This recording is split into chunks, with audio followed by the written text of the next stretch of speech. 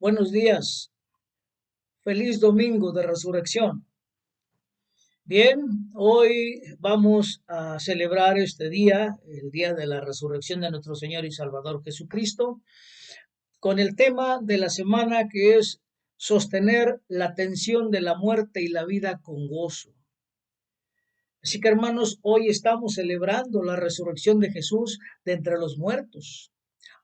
Pero es importante que no pasemos por alto el Viernes Santo y el Sábado Santo. Si bien la resurrección de Jesús de entre los muertos también asegura nuestra resurrección, podemos aprender mucho acerca de vivir en un mundo donde tanto el sufrimiento como el gozo aparecen juntos, al considerar la historia de la resurrección.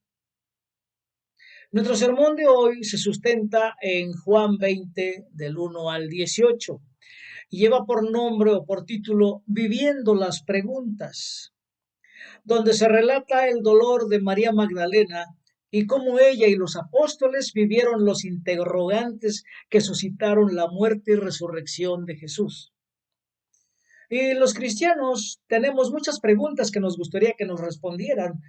Hoy, en el Domingo de Resurrección, podríamos preguntar, ¿y cómo resucita Dios a una persona? Bueno, esa sería una pregunta relevante, pero es una pregunta que no habremos respondido en este momento. Pero ¿cuáles son algunas otras preguntas que nos gustaría que nos respondieran? Vamos a ver. Quiero leerles una pequeña historia. Dice así: Rainer Maria Rilke fue un poeta y escritor austriaco que vivió a finales del siglo XIX.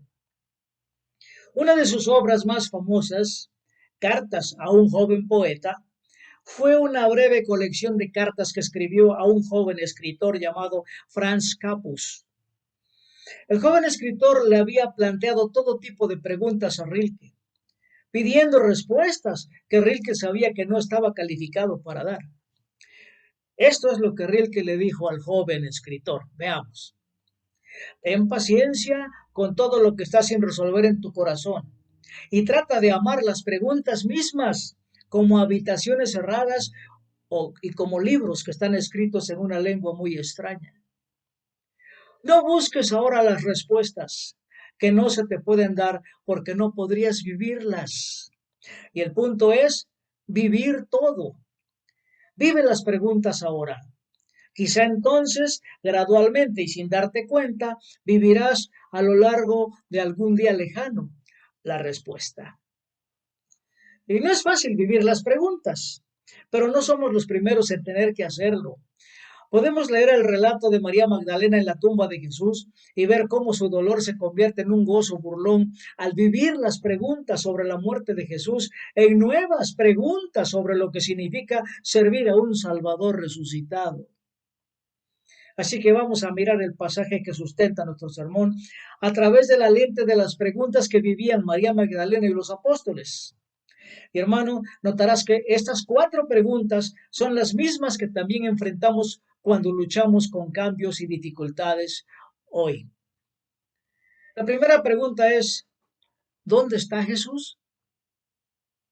Vamos a leer Juan 20 del 1 al 2 que dice así. El primer día de la semana, muy de mañana, cuando todavía estaba oscuro, María Magdalena fue al sepulcro y vio que habían quitado la piedra que cubría la entrada. Así que fue corriendo a ver a Simón Pedro y al otro discípulo a quien Jesús amaba y les dijo, se han llevado el sepulcro al Señor y no sabemos dónde lo han puesto. Bueno, aquí observamos a María Magdalena viniendo a la tumba cuando aún estaba oscuro. Y el evangelista Juan a menudo usa los binarios de la oscuridad y la luz simbólicamente, tal vez contrastando la incapacidad de los seres humanos para ver y percibir al principio con el amanecer de la comprensión. Y cuando María ve que la piedra ha sido removida, inmediatamente se pregunta, ¿dónde está él? Alguien se lo ha llevado y no sabemos dónde está. ¿Con qué, con qué frecuencia en la vida nos hacemos la misma pregunta? ¿Dónde está Jesús? María supuso que se lo habían llevado. No estaba por ningún lado. Ahora, ¿con qué frecuencia hacemos la misma suposición? ¿Dónde está Jesús? Cuando nos enfrentamos a situaciones difíciles, hacemos la misma pregunta. ¿Dónde está Jesús? Y en lugar de hacer suposiciones como esto es mi culpa o estoy siendo castigado, debemos centrar nuestra atención en las palabras de Jesús. Jesús les había dicho a sus discípulos que sería crucificado, pero que resucitaría al tercer día. Hoy tenemos las palabras de Jesús en la Biblia para recordarnos que en Él vivimos, nos movemos y existimos. Como algunos de sus propios poetas griegos han dicho, de Él somos descendientes. Escritura que está registrada en el libro de los Hechos, capítulo 17 y versículo 28. Y ahora, estas son las palabras de Jesús. Veamos. Versículos 32 y 33 de Juan 16, que dice así: Miren que la hora viene y ya está aquí, en que ustedes serán dispersados, y cada uno se irá a su propia casa y a mí me dejarán solo. Sin embargo, solo no estoy, porque el Padre está conmigo. Yo les he dicho estas cosas para que en mí hayan paz. En este mundo afrontarán aflicciones, pero anímense, yo he vencido al mundo. Mientras vivimos la pregunta, ¿dónde está Jesús?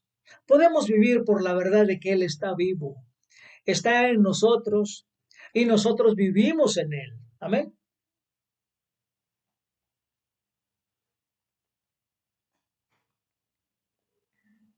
¿Dónde está Jesús? En ti y contigo. Siempre invitándote a unirte a Él en lo que está haciendo. Esta es la razón por la que celebramos la resurrección y hoy lo estamos haciendo. Jesús está vivo y en nosotros. Ya no tenemos que preguntar dónde está. Amén. Pasamos a la segunda pregunta de este sermón. ¿Qué hacemos ahora? Interesante pregunta, ¿verdad? Bueno, vamos a leer Juan 20 del 3 al 10 que dice así. Pedro y el otro discípulo se dirigieron entonces al sepulcro. Ambos fueron corriendo, pero como el otro discípulo corría más rápido que Pedro, llegó primero al sepulcro. Inclinándose, se asomó y vio allí las vendas, pero no entró.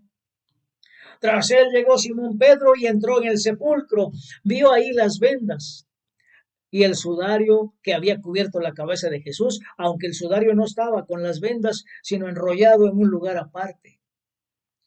En ese momento entró también el otro discípulo, el que había llegado primero al sepulcro, y vio y creyó.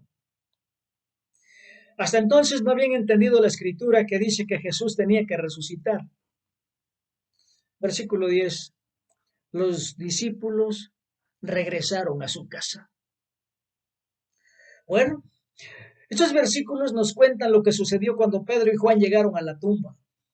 Leemos que Juan creyó, pero en ese momento no conectó los puntos que Jesús les había dicho que resucitaría de entre los muertos. En ese momento Juan le creyó a María que Jesús no estaba. Él y Pedro se fueron a casa. ¿Por qué no se quedaron y trataron de investigar qué pasó con el cuerpo de Jesús? Si pensamos en el tipo de semana que habían tenido estos discípulos, podríamos decir que fue una semana, ¿verdad? Una semana que comenzó muy prometedora y terminó con mucho sufrimiento y dolor. Y cuando estamos consumidos por nuestro dolor, es difícil ver más allá de ese dolor. ¿Qué hacemos ahora? Era la pregunta que estaban viviendo. Ahora, otras preguntas podrían haber estado viviendo. ¿Por qué murió? ¿O somos próximos a ser asesinados? Ah, ¿verdad? Bueno, los discípulos habían sufrido una serie de pérdidas. La pérdida de su amigo y maestro, así como la pérdida del futuro que habían imaginado. Y su reacción muy típica fue retirarse, irse a casa, cerrar las puertas. ¿Qué emoción nos hace retirarnos? Miedo. Cuando estamos viviendo la pregunta, ¿qué hacemos ahora? A menudo nos enfrentamos a nuestro miedo de no saber qué se supone que debemos hacer a continuación o cómo se supone que debemos hacerlo. Estamos tentados a retirarnos como lo hicieron los discípulos. La resurrección nos recuerda que Jesús no nos ha dejado preguntándonos qué hacer a continuación. No, la muerte nos llega de muchas formas a lo largo de nuestra vida. Pérdida, decepción, desilusión, etcétera. Y cuando anticipamos algo y no sucede, es una especie de muerte. Así que estamos aprendiendo que realmente no controlamos nada. Ojo, hermanos. Y si lo pensamos bien, cada vez que nos hemos enfrentado a una desilusión o a una pérdida, en el fondo, óiganlo bien, en el fondo la gracia de Dios ha estado allí. Hemos pasado por esa pequeña muerte al otro lado, porque algo o alguien siempre nos ha abierto el camino. Y ese es el poder de la resurrección. Jesús nos recuerda que reclamó la victoria sobre la muerte, sobre cualquier cosa que pueda impedirnos vivir en Él. Amén. ¿Qué hacemos ahora? Bueno, reclamamos su victoria. Él proclama su vida en nosotros. Lo seguimos. Participamos de lo que está haciendo en nosotros y en lo que nos rodea. Y cuando nos recuerda la gran comisión, aquel a quien se le dio todo poder y autoridad en el cielo y en la tierra, estará siempre con nosotros. Estamos entonces, hermanos, invitados a unirnos a Él en su misión de llevar a muchos hijos e hijas a la gloria. Amén. Entonces, ¿qué hacemos ahora? Bueno, esperamos a que Él se muestre, confiados en que cuando lo hace, nos unimos a Él en lo que está haciendo. Descansamos nuestra esperanza en Jesús, hermanos. Lo proclamamos, lo alabamos, lo adoramos, pero nos estamos adelantando. Momento, vayamos a la tercera pregunta. ¿Por qué lloras? Vamos a leer Juan 20 del 11 al 15 que dice así. Pero María se quedó afuera, llorando junto al sepulcro. Y mientras lloraba, se inclinó para mirar dentro del sepulcro y vio a dos ángeles vestidos de blanco sentados donde había estado el cuerpo de Jesús, uno a la cabecera y otro a los pies. ¿Por qué lloras, mujer? Le preguntaron los ángeles. Es que se han llevado a mi señor y no sé dónde lo han puesto, les respondió. Apenas dijo esto, volvió la mirada y allí vio a Jesús de pie, aunque no sabía que era él. Jesús le dijo, ¿por qué lloras, mujer? ¿A quién buscas? Bueno, ella pensando que se trataba del que cuidaba el huerto, le dijo, Señor, si usted se lo ha llevado, dígame dónde lo ha puesto y yo iré por él. Amén. Así que hermanos, aquí encontramos a María Magdalena llorando y los discípulos se han ido a su casa, pero ella se queda y finalmente reúne el coraje suficiente para mirar dentro de la tumba y ve a dos ángeles que le preguntan, ¿por qué lloras? Y entonces ella comparte su dolor con ellos. Jesús se ha ido, no sé dónde está. Ahora, parece un poco extraño que a ella no le parezca extraño que dos seres estén sentados en la tumba, haciéndole preguntas. Pero ella les responde y luego se da la vuelta y Jesús está ahí. Él le hace la misma pregunta, ¿por qué lloras? Ella cree que es el jardinero, pero vuelve a responder la pregunta. O sea, está viviendo su pregunta. Ahora, ¿no sabían los dos ángeles y el mismo Jesús por qué lloraba María? Bueno, supongo que sí sabían, ¿verdad? Suponemos que sí sabían, y tal vez mejor que María. Así que vivir la pregunta ¿por qué lloras? Resume el proceso de duelo. Los seres humanos necesitamos hablar de nuestro dolor, de nuestras desilusiones y pérdidas. Es parte del proceso de curación que Dios creó. El duelo no es algo que la gente supera. El duelo debe expresarse hablando con alguien, escribiendo en un diario, moviendo nuestros cuerpos o creando arte y música, danza, baile, no sé. Hay que expresarlo. El duelo debe estar integrado en una persona y hablar de nuestras pérdidas puede ser parte del proceso.